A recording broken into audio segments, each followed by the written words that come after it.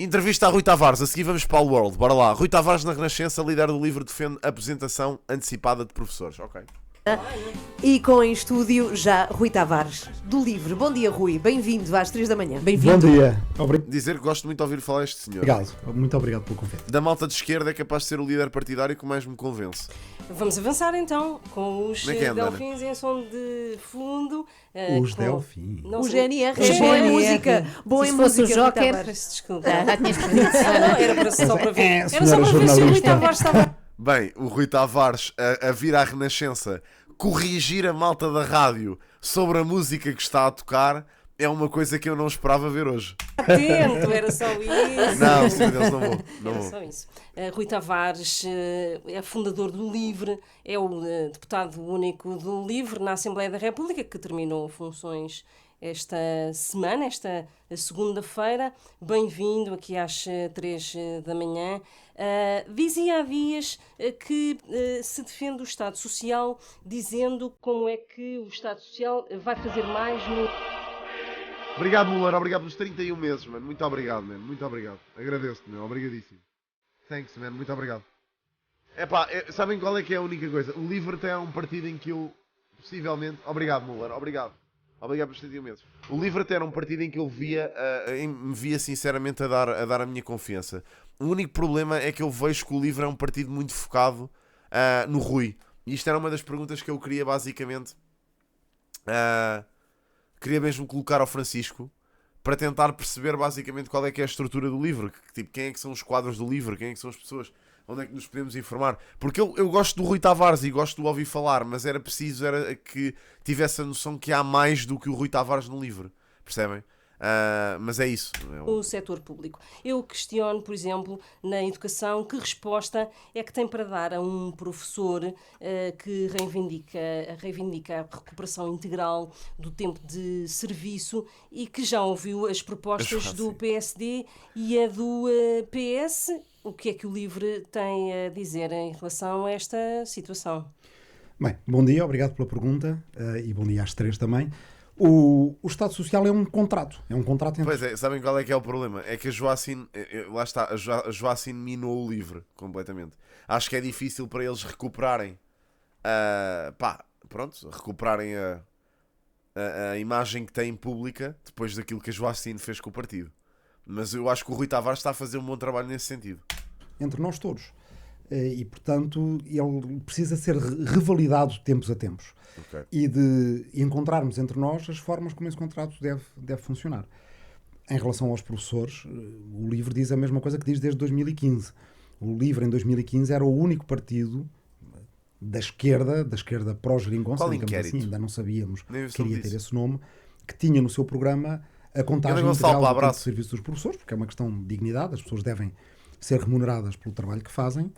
E isso, aliás, se outros partidos, infelizmente os outros partidos não tinham isso no programa, porque teria evitado, a meio do mandato da geringonça, o único momento de verdadeira instabilidade que houve, que foi aquela ameaça, aquela sugestão de António Costa de que o governo se demitiria num momento em que a esquerda do PS e o PSD aprovaram essa reposição do tempo de serviço dos professores e depois o PSD recuou.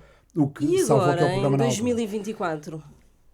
Revalidar esse contrato significa chegar a acordo com os professores para a contagem integral do tempo de serviço, chegar a acordo já rapidamente no início da próxima legislatura. Essa contagem integral pode ser diferida no tempo, pode durar mais do que uma legislatura, como Pedro Nuno Santos já propôs, por exemplo? Ela tem que ser negociada com os sindicatos. Preferivelmente ela deve ser feita numa legislatura e pode estar em cima da mesa, dependendo do que os sindicatos também acharem aceitável, haver uma entrada no tempo de reforma da aposentação mais cedo, uma vez que se trata de uma profissão que todos reconhecemos que tem um desgaste muito acentuado. Mas isso deve ser parte de um contrato para a educação. Okay. Nós precisamos muito de dar um novo impulso à nossa escola pública. Precisamos que ela se torne mais diversificada, mais especializada em alguns aspectos. Okay. Precisamos que ela tenha mais valências. Certo. E para isso precisamos de contar com os professores. Okay. Temos que demonstrar perante os professores, perante a sociedade no seu... Acho que o que é importante aqui é perceber como é que se vai cativar jovens a serem professores. Porque realmente a malta... Pá, é assim, não se pode contar com os professores que já estão perto da reforma. Que ainda há dias achei uma notícia a dizer que são, pá, uma percentagem grande de professores vai se reformar nos próximos 10 anos, ok? Portanto, é importante perceber como é que vamos cativar jovens a quererem ser professores. Pá, eu acho que uma reformulação do sistema de colocações dos professores era muito importante. É lógico que, preferencialmente, se devia dar alguma prioridade às zonas onde os professores são. Ou seja, pá, é assim, imaginem, uma escola que forma professores, por exemplo, um professor que reside na área do Grande Porto, certo? Vamos imaginar este cenário. Um professor que reside na área do Grande Porto e que, por causa da colocação dos professores, é atirado para uma escola no Algarve, é uma coisa que para mim não faz qualquer tipo de sentido. Porque com certeza há escolas na região do Grande Porto, ou próximas de, ou pelo menos em cidades no interior de Portugal, que estejam próximas do Porto, ou mais próximas do Porto do que o Algarve, que necessitam desse professor. Portanto, o que é que se quer combater com isto?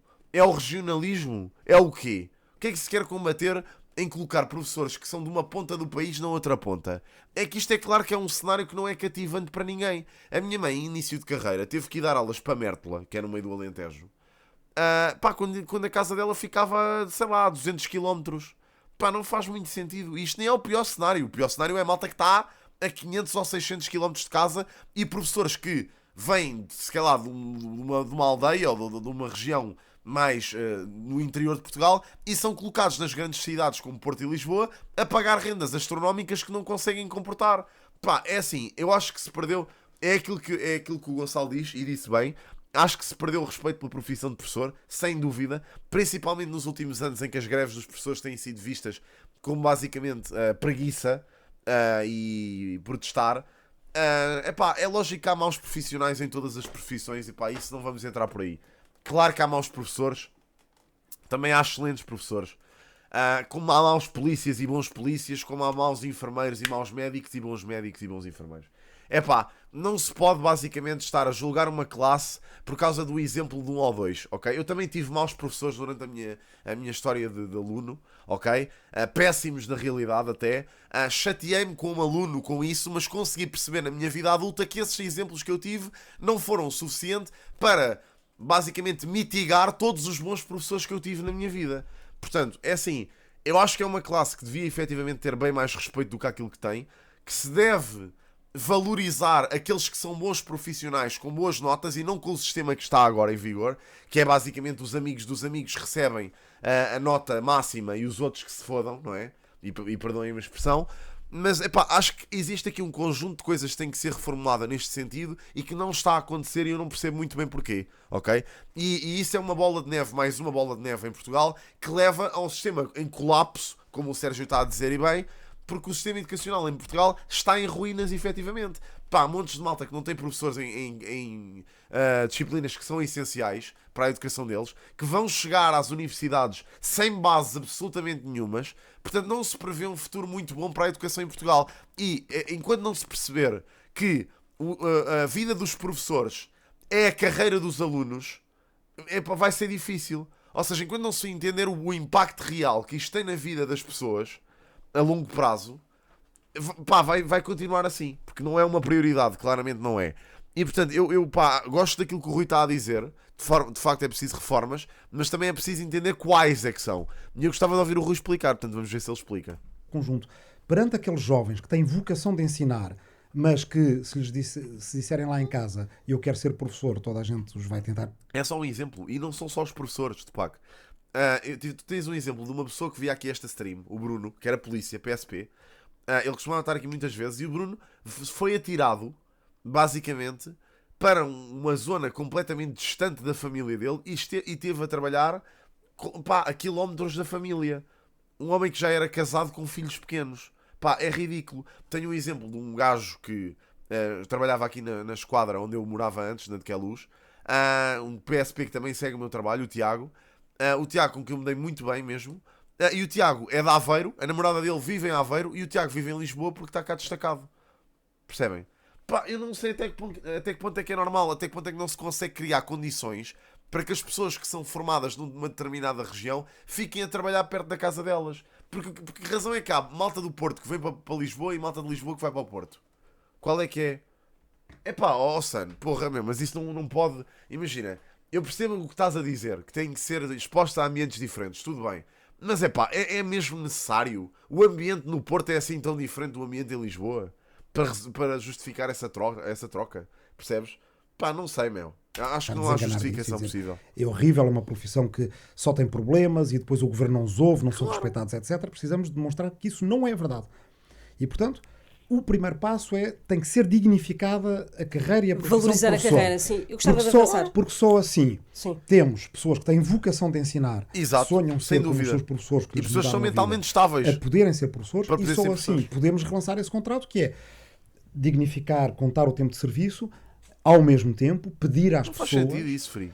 Mais responsabilização, mais autonomização, mais capacidade de avaliação para fazermos a escola do futuro. E em relação, por exemplo, às polícias, temos neste momento um protesto a decorrer com reivindicações... Mas olha, mas aí eu respondo-te com isto. É possível, e como é lógico, aliás, não é possível, é quase certeza mais preciso polícias em Lisboa do que em Aveiro, certo?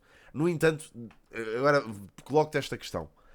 Não seria mais interessante ter um raio limite por onde as pessoas podiam ir parar na colocação? Ou seja, tu és formado em Lisboa, por exemplo, tiras o curso de polícia em Lisboa, tu podes ter que ir trabalhar para o Carregado, podes ter que ir trabalhar se calhar até Santarém, estás a ver? Ou Caldas da Rainha, aí também é preciso polícias, como é lógico. Ou podes ser formado, pode não haver falta de polícias nas Caldas, mas um polícia das Caldas ter que vir para Lisboa. Pá, mas as Caldas é uma viagem que se faz. Agora, um polícia que é formado nas Caldas ser enviado para Faro é que me faz alguma confusão. Como se calhar há polícias que são formados perto de Faro que são mandados para o Porto. Que sentido faz? Percebes? É isso que eu não consigo entender. Pá, tem que haver uma melhor estruturação destas colocações. Percebes? Tem que ter mais. Isto tem que ter uma estruturação melhor, meu. Não há... E os professores é igual. Tudo é igual, na verdade. Tudo é igual. Por parte da PSP e da GNR para uma incorporação mas isso tem que ser melhor organizado, suplemento que claro, foi é isso. aumentado, É o por exemplo exemplo, que estávamos à a partir Polícia do... Judiciária, que não foi acompanhado para estas duas forças de segurança. O LIVRE acha que esta compensação e este suplemento devia ser aumentado, ou isso é dar pasto a outras forças partidárias? Não, já deveria ter sido feito antes, ou seja, há aqui uma situação de injustiça relativa. Também, Bruno. E acho que os governantes, quando cometem essas situações de injustiça relativa, pelo menos é assim que ela é percebida pelos agentes da PSP, e vê-se que há ali uma reação que é de indignação perante essa diferença de tratamento. Isso significa que há um problema de comunicação, há um problema de negociação, certo, que deve ser corrigido tão prontamente quanto possível, porque assim, procurando não cometer essas situações de injustiça relativa, se esvaziam movimentos que depois podem facilmente adquirir uma viragem populista, ser cooptados, certo, ser aproveitados. Certo. Dentro daquela mesma ideia do contrato, ou de um novo contrato para o Estado Social, e no fundo um novo contrato para todos nós, um contrato com o futuro, como nós lhe chamamos no LIVRE, é muito importante perceber que, se vamos resolver, por exemplo, o problema dos professores, pode haver, as carreiras da função pública são diversificadas, umas evoluem por pontos, outras por tempo de serviço, pode ter que haver acertos noutras carreiras também. O que é preciso é demonstrar... E é possível responder a todas as carreiras da administração pública. Pedro Nuno Santos também já veio dizer que quer fazer a valorização de todas as carreiras da administração pública. Não é... Mas lá está, essa afirmação de quero fazer a valorização de todas as carreiras da administração pública, isso é muito dinheiro de que estamos a falar. Como é que isso se vai executar? É essas respostas é que precisamos, não é? O quero fazer. Está bem, mano, queres fazer, todos nós queremos, não é? Eu também não me importo que a malta da administração pública receba mais. Agora preciso é de saber como é que isso vai acontecer. Possível responder a tudo ao mesmo tempo, claro, da mesma forma. É lógico. Obrigado, Rui. Haja uma pessoa sensata, porra. Ou melhor, deixa-me reformular, que acho que é possível ter um diálogo com as várias carreiras da função pública e, na verdade, com os vários setores da sociedade, em que se diga que estamos num novo momento da história da nossa democracia e da história do nosso Estado também,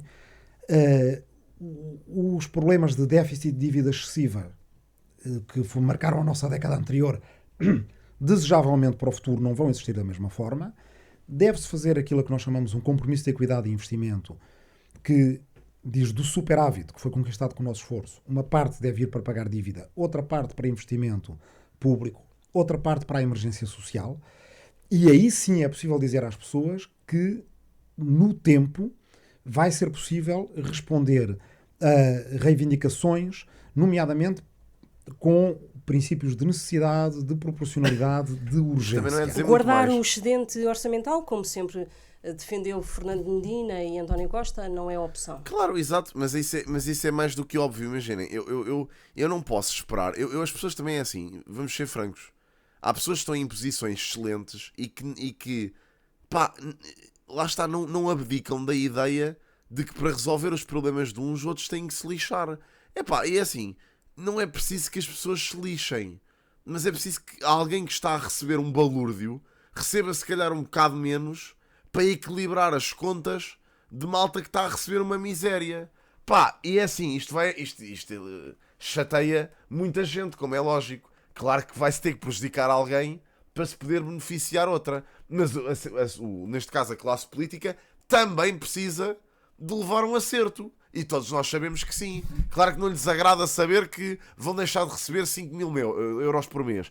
Mas é pá, por amor de Deus, não é? Não podemos ter políticos a receber um balúrdio e professores e polícias a receber uma merda. Pá, isso é que não faz sentido nenhum. Portanto, tem que haver acertos.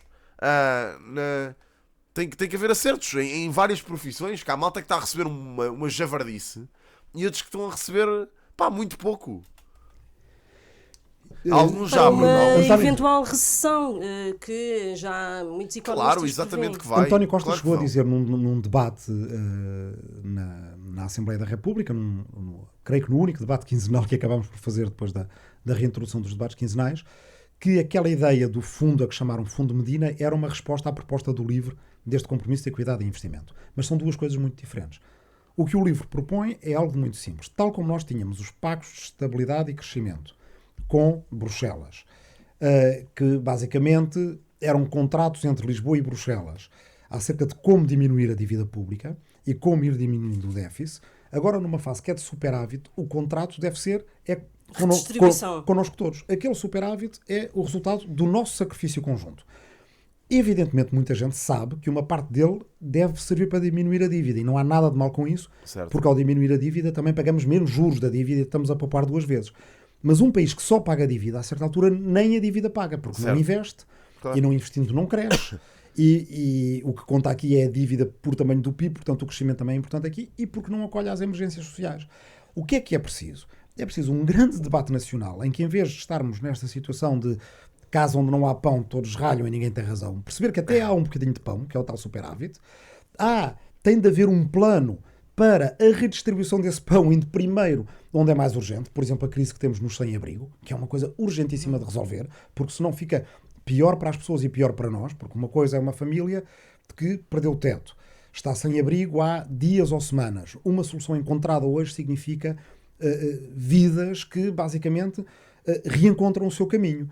Se vamos achar que vamos resolver isto daqui a 2 anos, depois das pessoas estarem na rua 2 anos, depois de passarem por uma série de problemas que atingiriam qualquer um de nós, de saúde mental, de dependências, etc., é muito pior para aquelas pessoas. São vidas que ficam provavelmente, não é, irremediavelmente afetadas, e é muito mais caro para o Estado.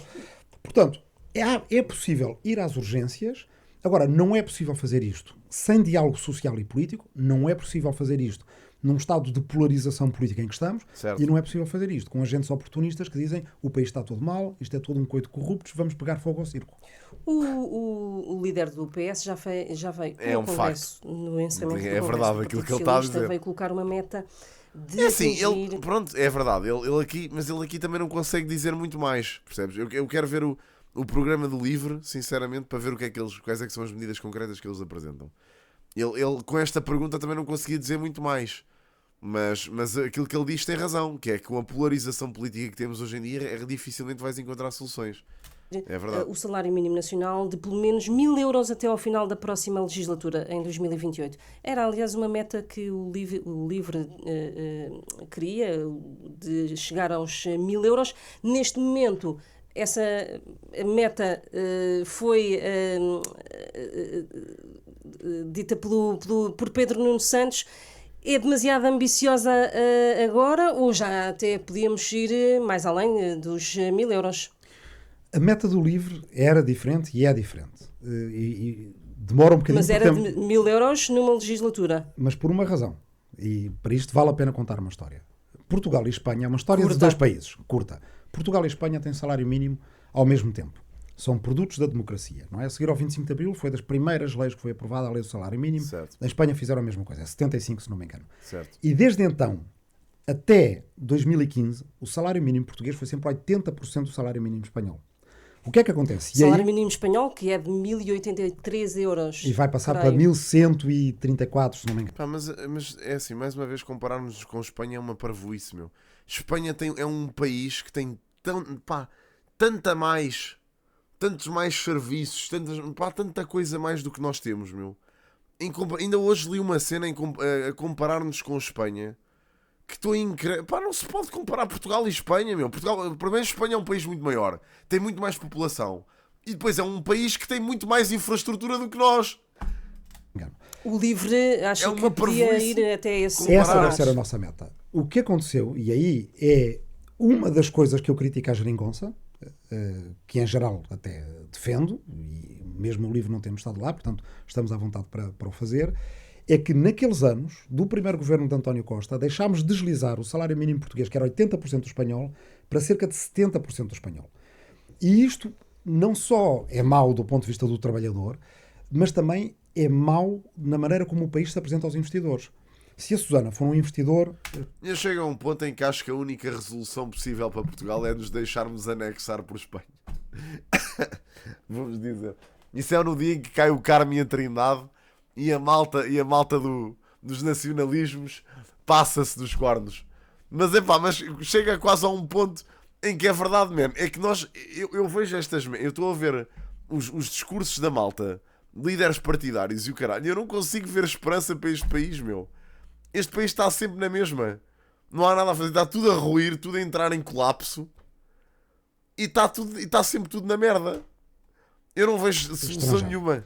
Com capital para investir em Portugal ou em Guerra Espanha, civil, vai levei pensar a padeira duas das coisas diferentes de Portugal ou de Espanha com esta evolução do salário mínimo. Vai pensar que Espanha é bom para o valor acrescentado, para o investimento mais exigente, de maior qualidade, que é mais caro, mas mais prolongado no tempo, e vai pensar que Portugal é bom para os salários baixos. E, portanto, o problema aqui de Portugal ter deixado de distanciar-se o salário mínimo do salário mínimo espanhol... Eu acho que também temos que parar de olhar para os basicamente políticos. Temos de parar de olhar para os políticos como os salvadores nacionais, ok? Isso também é uma parvoíce.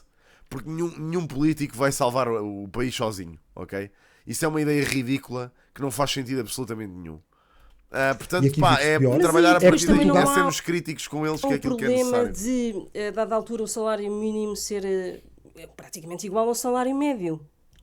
Não, nós vemos, aliás, nos aumentos de salário mínimo que tivemos, que eles ajudaram o salário médio e também, ainda mais, por maioria de razão, o salário mediano, a subir. Portugal tem que dar um salto de desenvolvimento para uma economia que seja de alto valor acrescentado, uma economia do conhecimento, que é o modelo produtivo mais avançado que nós temos no mundo. Não vamos fazer isso fazendo aquilo que sempre fizemos ao longo da nossa história, que é... Alguém me consegue explicar porque é que nós temos uma das maiores áreas marítimas do mundo e não a exploramos? Por exemplo, pensando neste país, né? Que é um país em que não temos praticamente nada a explorar. É que não há nada neste país a explorar. Nós não temos nada, não temos, sem ser as minas de lítio. Porque raio é que nunca sequer se virou, a malta se virou para aí. Há pessoas para explorar. Imagina, se criasse a infraestrutura assim. Por que não? Aviltar o valor do trabalho. Portugal teve sempre esta encruzilhada, que é vender-nos como país de mão de obra barata ou valorizar o trabalho, mas depois, lá está a questão do contrato e do diálogo, para salários mais altos, para menos tempo de trabalho, um trabalho que seja mais... Imagina, depois dos descobrimentos, Portugal deixou-se ir abaixo. Eu acho que não vale a pena pensar nisso, malta, porque o tempo das colónias já lá vai, ok? Era impossível Portugal, nas condições em que estava, manter seja o que for. E vocês sabem que eram. Era impossível, porque ainda hoje por acaso estava a ter esse discurso, estava a ter essa conversa com o meu pai, porque vocês vão de reparar que claramente os nossos antepassados erraram muito. Eu sei que nós gostamos de enaltecer imenso a cena dos descobrimentos e eu não estou a mandar em baixo a cena dos descobrimentos em si. Eu acho que foi um feito incrível, ok? Dos nossos antepassados terem-se aventurado para descobrir novos mundos, vá, digamos assim. E é de facto, essa aventura é alvo de poesia, na minha opinião. Acho que sim, é motivo para poesia.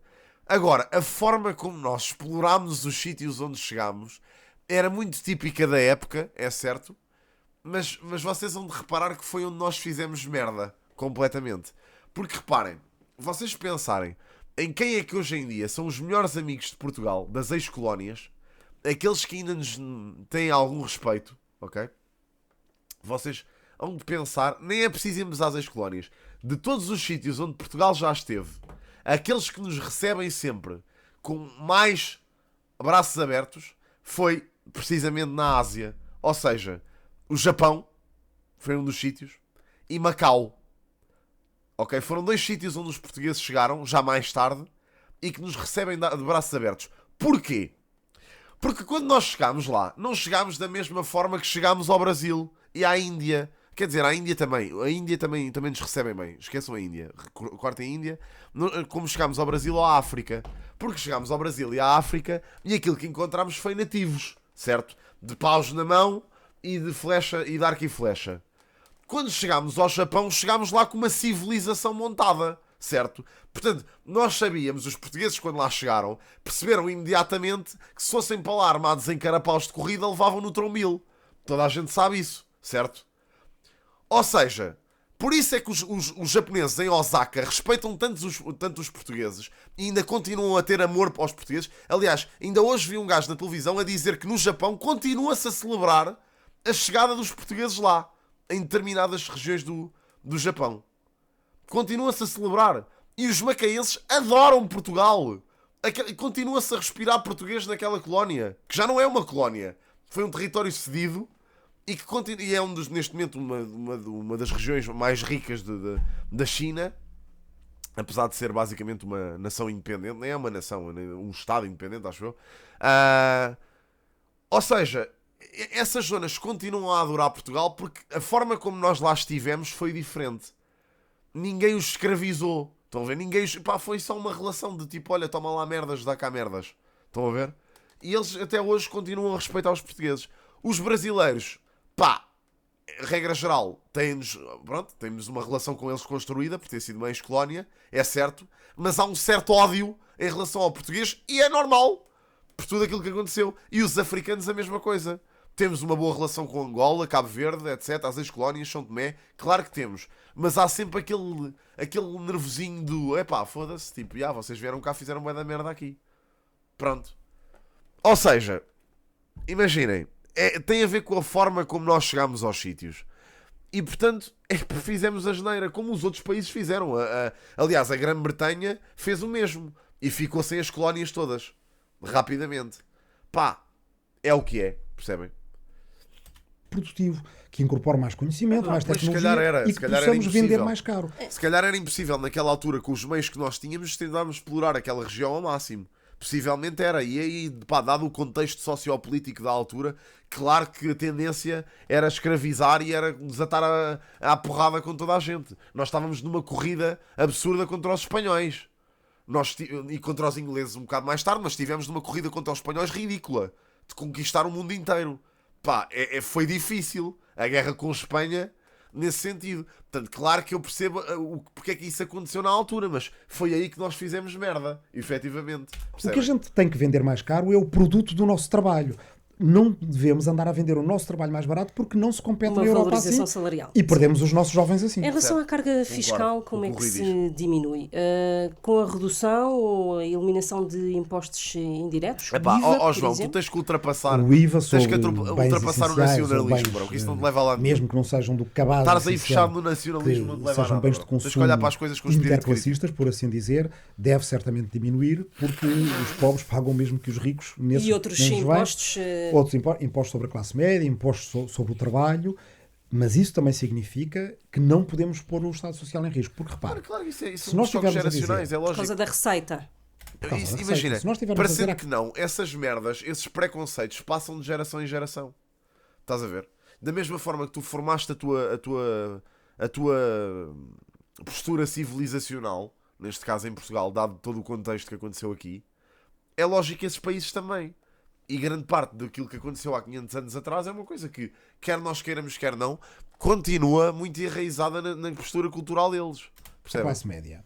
Vamos diminuir os vossos impostos. Pronto, é isso, Ficam com mais 200 ou exatamente 300 isso. Lobato, euros obrigado no pela bolso ao fim do explicação, mês, é isso que é mesmo. ótimo, toda a gente sabe que faz falta. Mas depois, ao mesmo tempo, os teus serviços públicos de que dependes vão desaparecer, que é basicamente, isto é o argumento da iniciativa liberal. Mas eu não desvalorizo. Atenção, eu comecei esta intervenção por vos dizer que não desvalorizo os descobrimentos. Ok? Foi exatamente assim que eu comecei esta intervenção. Eu disse que para mim foi um feito notável, sem dúvida. Mas podia ter sido feito de outra forma. É a única. E se calhar, aliás, podia ter sido feito de outra forma, de uma forma que nos beneficiasse mais a longo prazo. Percebem que não É aconteceu? seduzir a classe média a fazer. Imagina, tipo, é assim, lá está. Ódio, tu não tens ódio aos espanhóis. Não tens. Eu pessoalmente não tenho ódio aos espanhóis. No entanto, vais-me dizer que tu não tens aquela cena de rivalidade com os espanhóis ainda hoje. Continuas a ter, mano. E aos franceses a mesma merda. Tu continuas a ter essa rivalidade com eles. Claramente. Com esses dois povos continuas a ter. Pela forma como tiveram a história. Ouçam, quer vocês queiram, quer não, nós temos história e damos história. E qualquer português, criança, que ouve dizer os franceses vieram cá arrebentar com isto tudo, claramente vais ficar do género, cabrão, estes franceses, meu.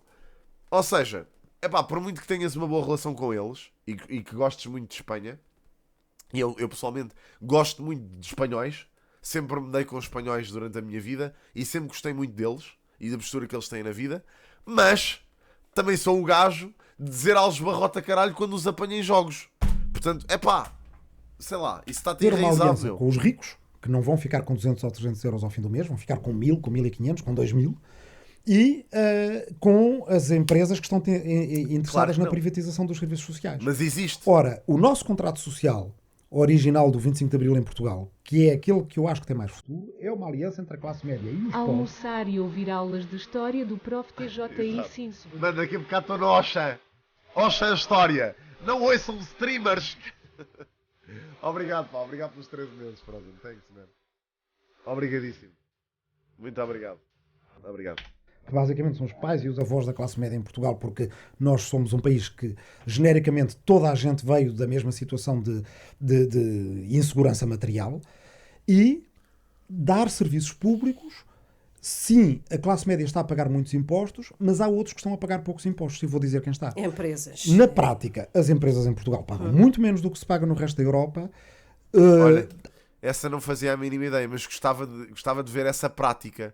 Porquê? Há impostos sobre fortunas, Mas como é que as empresas pagam menos impostos cá em Portugal e fogem todas de Portugal para outros sítios? É isso que eu queria sobre perceber. património e sobre grandes heranças que ou devem ser Metem as sedes todas fora de Portugal. Eu também não percebo.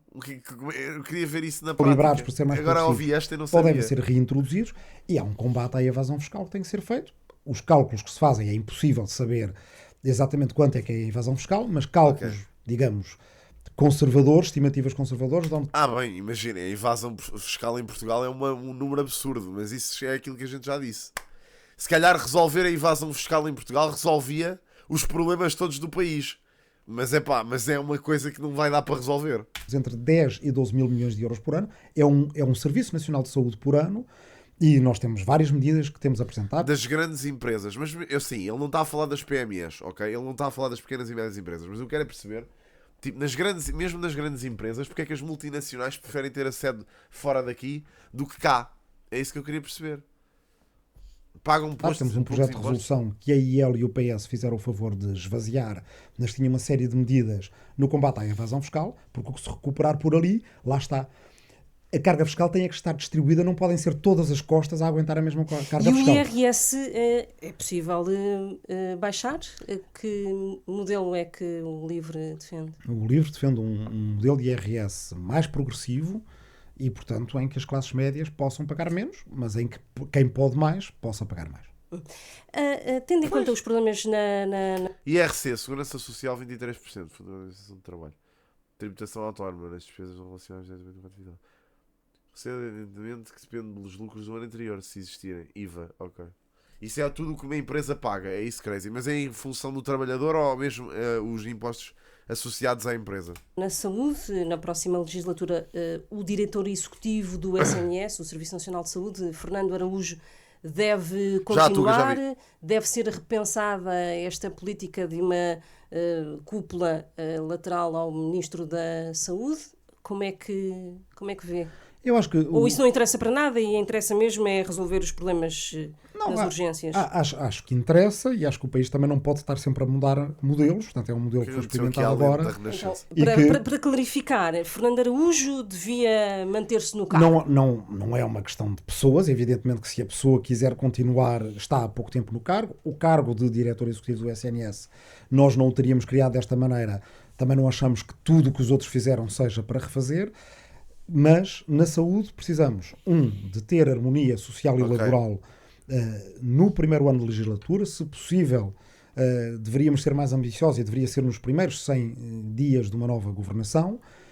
E devemos investir em modelos como o das unidades de saúde familiar, que agora estão a passar de A para B, que são modelos em que os médicos, os enfermeiros e os administrativos, outros profissionais de saúde, podem, em conjunto, propor ao Estado criar um centro de saúde.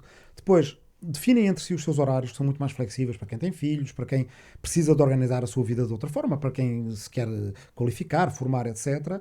No modelo B, inclusive, têm políticas de remunerações por objetivos e essas são contratualizadas. Eu acho que era importante mesmo avaliar essa cena como um caso isolado e estabilizar essa questão dos impostos face aos trabalhadores. Porque reparem, uma empresa não pode estar constantemente a lhes ser atiradas à cara mais impostos e custar cada vez mais à empresa a aumentar os trabalhadores. Porque isso não faz sentido. Ou seja, vocês querem obrigar as empresas a aumentar os trabalhadores e depois, no fundo, cobram-lhes ainda mais impostos por fazerem isso. Claramente as empresas não vão querer. Eu acho que isso depois lá está, é preciso avaliar essas situações caso a caso. Isto eu acho Se calhar podia-se taxar mais a empresa num todo e aliviar essa carga fiscal. É um modelo interessante na saúde que pode ser replicado e até noutras áreas. Pergunto-me até que ponto nós não deveríamos, por exemplo, na educação, também permitir, ali onde às vezes há pouca inovação, pouca autonomização dos professores, porque é tudo decidido. Mas imagina, isso também é outra coisa que me faz uma confusão do caraças cá em Portugal.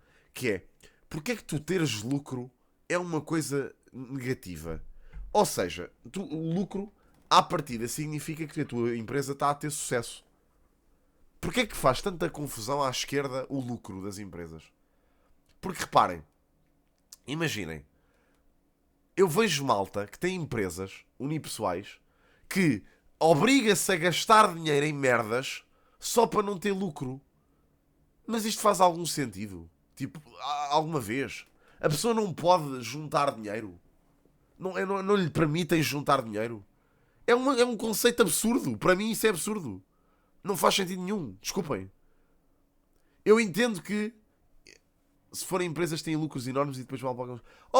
sei, mas isso é um exemplo, mano. Imagina, tu não podes... Lá está, estás a pegar numa exceção para categorizar a regra, para taxar a regra toda. Ou seja, claramente, sim, há empresas que se vão aproveitar do sistema. Claro que há, mas já se aproveitam agora.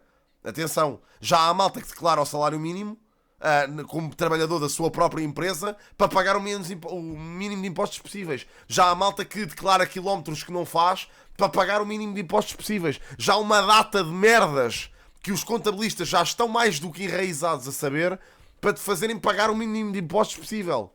Estás a ver? Portanto, já há uma data de formas de tu fugires à regra.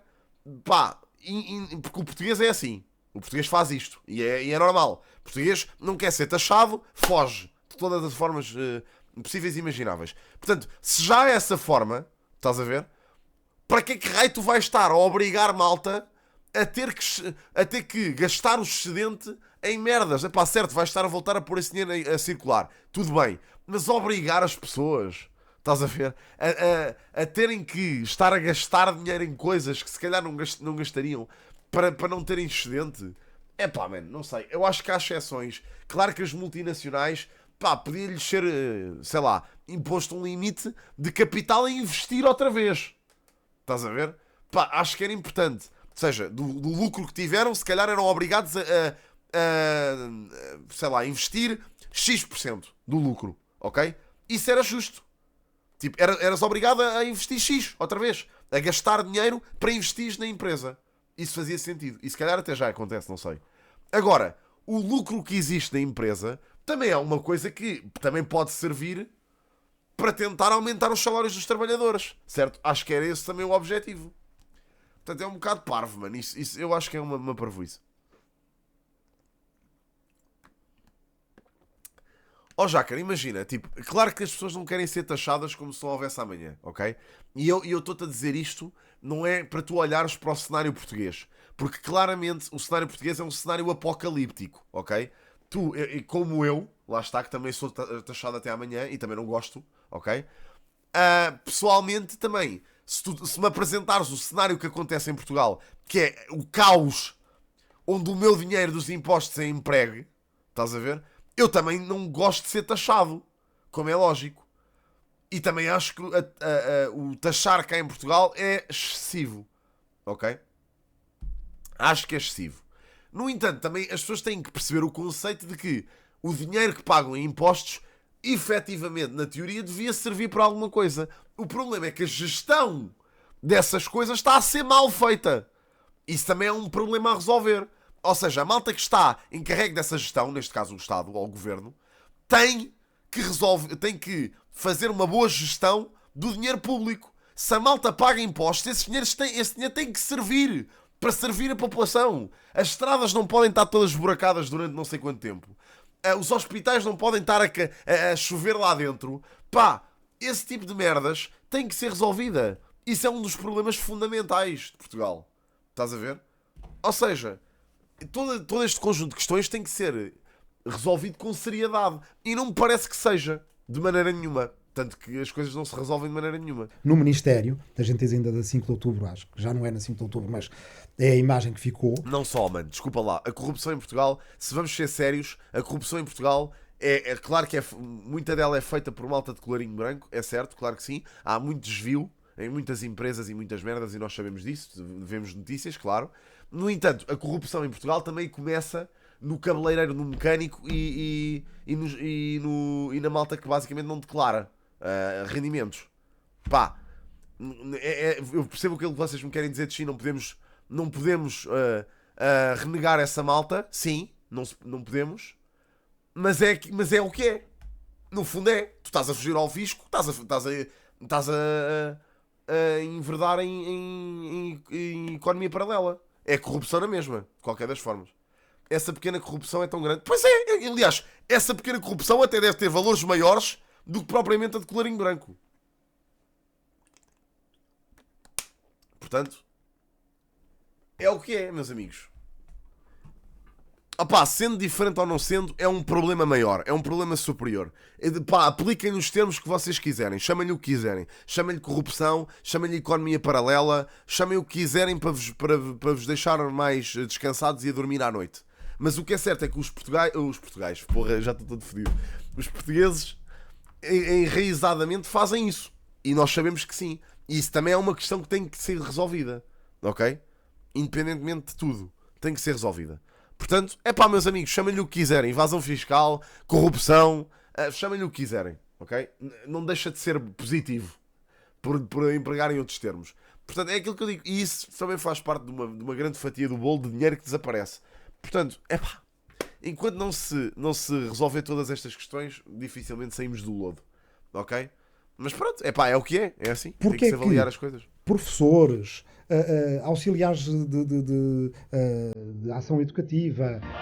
Eu voto sei no o que estás TJI a para dizer. primeiro-ministro porque ele é um leão na política, Chabragas, abaixo do obrigado sistema. pelos 34 meses. Thanks, man. Obrigadíssimo.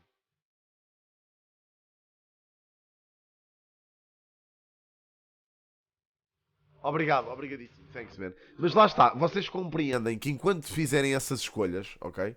Enquanto o exemplo não partir de vocês, também não vai partir de ninguém. Eu entendo o que é que... Eu não sei, foi aquilo que já colocámos aqui, esta questão já colocámos aqui várias vezes, que é, se do dia para a noite nós tivermos um governo que efetivamente aplique bem os vossos impostos, vocês desatam a declarar o dinheiro todo?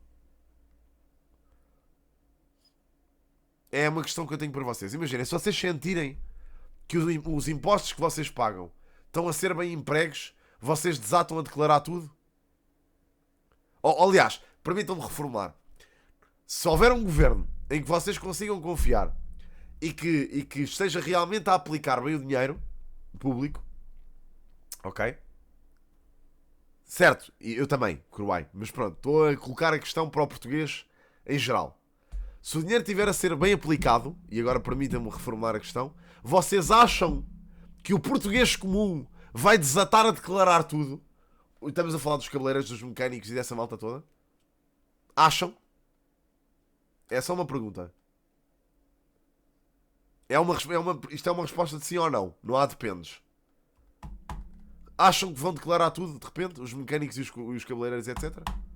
Não, pois não. Pronto, a resposta está dada. Não vão. Claramente não vão. Porque é cultural. Obrigado. Pronto, o problema vai ser sempre... o problema do português é este. É má gestão do governo, cultural, evasão fiscal cultural na classe média e baixa. É o que é. E vamos continuar, enquanto isto for assim, vai continuar. Vocês atiram-me com o exemplo dos países nórdicos. Certo, nós não somos nórdicos. Nem nunca fomos. Portanto, é assim. Até aceitarmos que há cedências que ambas as partes têm que fazer, não vai dar nada. Isto não vai dar em nada. Vamos continuar assim. Porque cada pessoa vai querer sempre o melhor para si.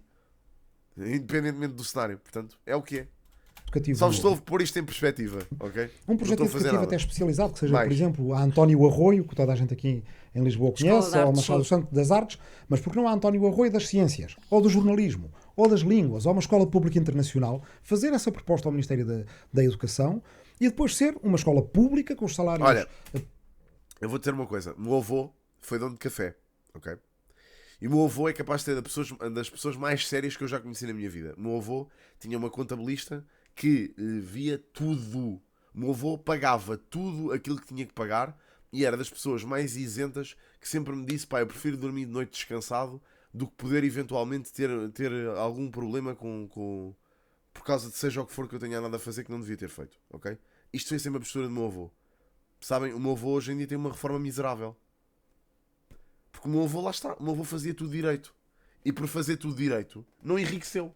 Claramente, porque este país não é feito para nós enriquecermos de maneira nenhuma. Portanto, lá está, é isto. É isto, uma pessoa fica descansada. Pá, é uma pessoa que é feliz. Foi feliz. A vida toda. Foi. Felizmente é uma pessoa feliz. Tem 90 anos.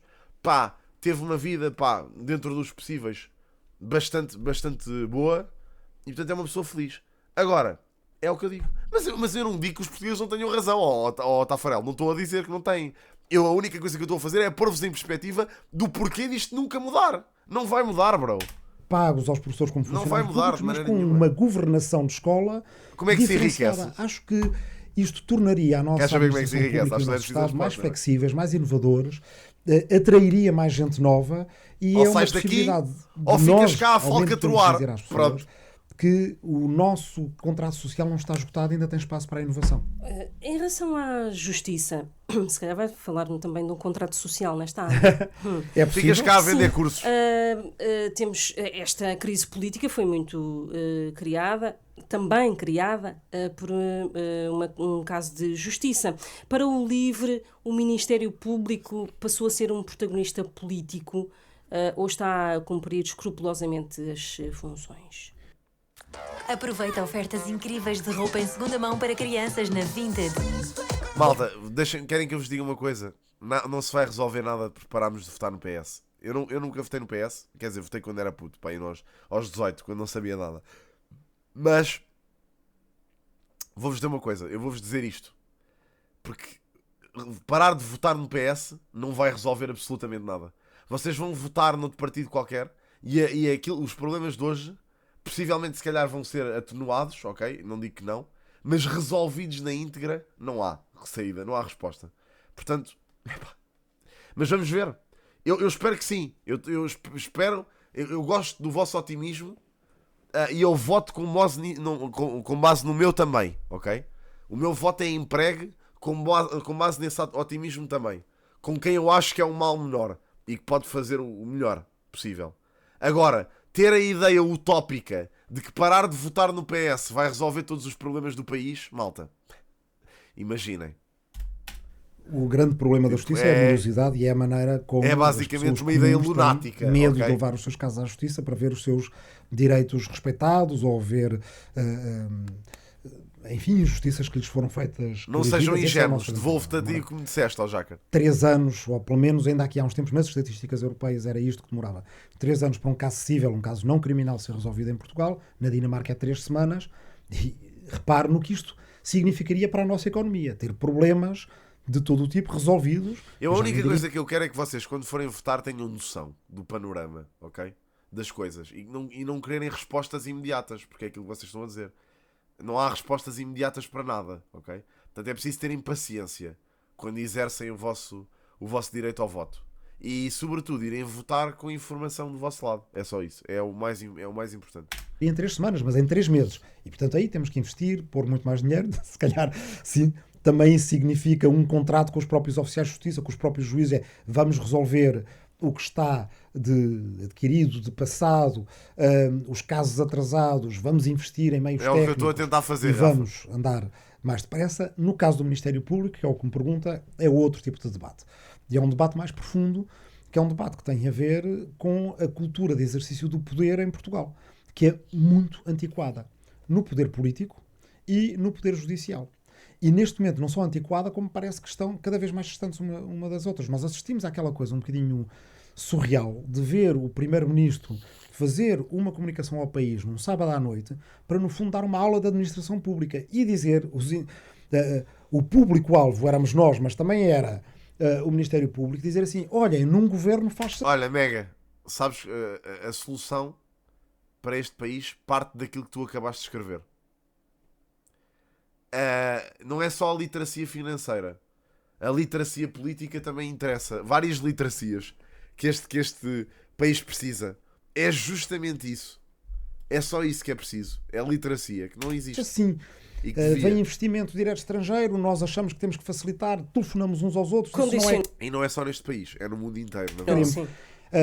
Não sei se condicionou ou não. Ele estava a dizer o que acha que é normal um poder executivo fazer. O que não é normal e vai levar a um problema de regime muito sério em Portugal é, a certa altura, o poder judicial e o poder político terem 2 visões completamente diferentes daquilo que faz um governo. Certo. E isso aí estamos a desaproveitar completamente os 50 anos do 25 de Abril neste sentido. Certo. As pessoas estão mais exigentes e deve-se fazer um grande debate nacional em várias áreas, na justiça, no combate à corrupção é uma delas, para que, de facto, deixe de haver estas zonas cinzentas do que é que o Poder Executivo pode ou não pode fazer. Nós não podemos criminalizar a ação política também. Sim, e em relação a Lucília Gago, terminou o mandato este ano, salvo erro em outubro, na Procuradoria-Geral da República. Olha, pelos vistos o Rui Tavares quer. o LIVRE considera que devia haver uma recondução ou aquela política que foi aquele entendimento entre o Presidente da República e o Primeiro-Ministro de que o mandato não seria só de um mandato, devia ser repetido neste caso? Susana, se não se importa, vou fugir à pergunta, mas como estou a confessar, pode ser que me absolva logo. Confesso bem. Porque não costumo, não é parte do meu estilo, falar sobre pessoas e pronunciar sobre casos de pessoas, e aliás acho que estarmos então, antecipadamente a dizer... Em abstrato, o protagonista da Procuradoria-Geral da República devia ser reconduzido ou não? Não. Em concreto posso dizer em que é que eu critico a maneira como a senhora Procuradora conduziu este processo, nomeadamente este, mas outros também, e que tem a ver com a tal cultura de exercício de poder. Eu não gostei de ver nem o primeiro nem o segundo comunicado da Procuradoria-Geral da República acerca de um tema de importância fundamental para o país, nomeadamente o segundo. Toda a gente fala do primeiro e do famoso parágrafo que levou à admissão do Primeiro-Ministro. Mas no segundo comunicado dizia-se, basicamente isto, parafraseando, para quem acha que este caso vai ter uma resolução rápida através do Supremo, fiquem sabendo que a investigação tem que ser concluída no Ministério Público para depois o Supremo poder decidir. Portanto, vamos demorar o tempo que tiver que demorar a sabermos se afinal o Primeiro-Ministro esteve envolvido em corrupção ou não. Esteve envolvido nestas, o crime de corrupção agora já não consta, mas nessas suspeitas muito graves. E depois era assinado o gabinete de imprensa. Isto é que eu acho que não, isto é que nós devemos recusar, porque... Houve uma desresponsabilização por parte da própria... Procuradora-Geral. Devo dizer que pode ser uma picuinhice de historiador, mas como historiador isto fez-me lembrar dos tempos em que decisões com impacto sobre a vida das pessoas eram assinadas por instituições mais ou menos obscuras. Quem eu conheço é a Procuradoria-Geral da República, que tem uma procuradora que está no topo da hierarquia. Certo. Eu não sei quem é que são os assessores do gabinete de imprensa da Procuradoria, que aliás nem sequer os seus nomes apareciam no comunicado. Uau. Uma coisa assinada por o gabinete de imprensa indica-me, a mim, desde logo, também...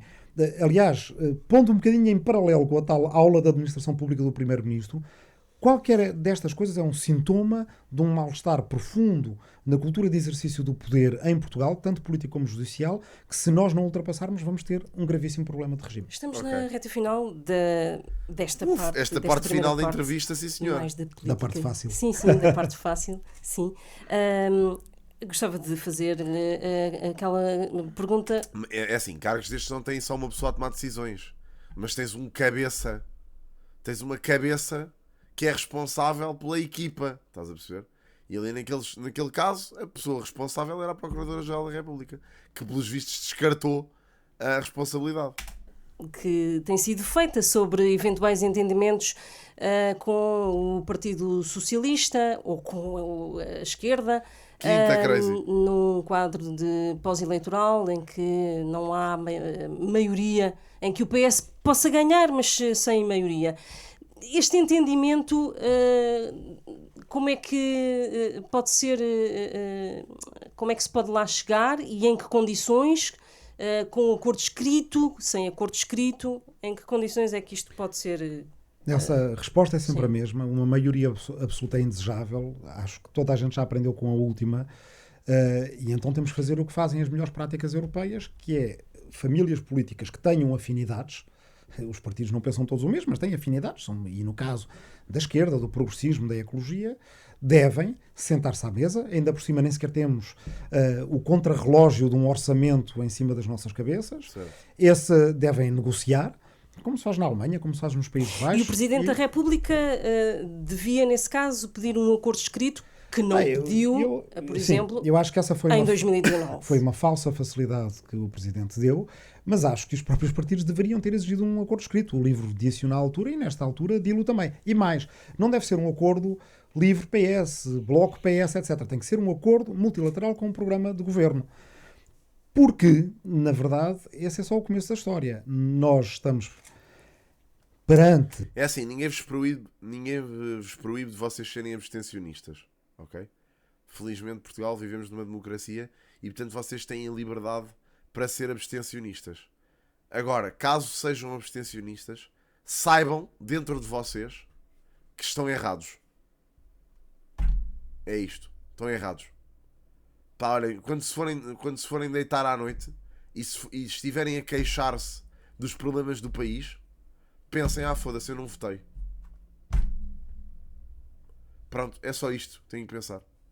Basicamente, eu não votei, portanto, olha, para mim, eu existir neste país ou não existir, para a resolução dos problemas é a mesma merda.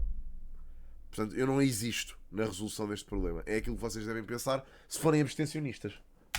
Uma crise tem só elementos isso. de crise de regime, terminar. onde há um partido oportunista que quer é só isso. basicamente acabar com o regime tal como o conhecemos, e onde os acordos que temos que ter são de governação Serem entre irresponsáveis. progressistas, mas são Só acordos democráticos que juntam também democratas do centro e da direita que veem o risco que nós estamos a correr. Agradeço, Isso Susana. a Rui Tavares. Vais Sim. despedir já. Ia Sim, relembrar sim. que era Rui Tavares que estava connosco aqui do livro. Certo. Pronto, anyway. Mano, se tens falta de confiança em qualquer partido, vais lá e votas em branco. Para mim isso tem mais valor do que tu não ires às urnas. Pá, isso para mim tem mais valor. Em termos eleitorais vale o mesmo, eu sei. No entanto, para mim isso tem mais valor. Eu respeito muito mais um gajo que me chega aqui e diz: "Sim, votei nulo porque não confio em ninguém", do que um gajo que chega aqui e diz: "Sim, não fui votar". Pá, para mim, enquanto pessoa, enquanto cidadão, pá, um tem o meu respeito, o outro não. É só isso. Basicamente, é só isso. É o que é. Olha, boa entrevista do Rui. Há aqui umas coisas com as quais eu, pá, tenho algumas dúvidas. Não concordo com muitas. Mas pronto. Não, aliás, nem é não concordar, é precisar de mais substância da parte do Rui. É aquilo que eu preciso. Mas achei que foi uma boa entrevista. Sim, senhor.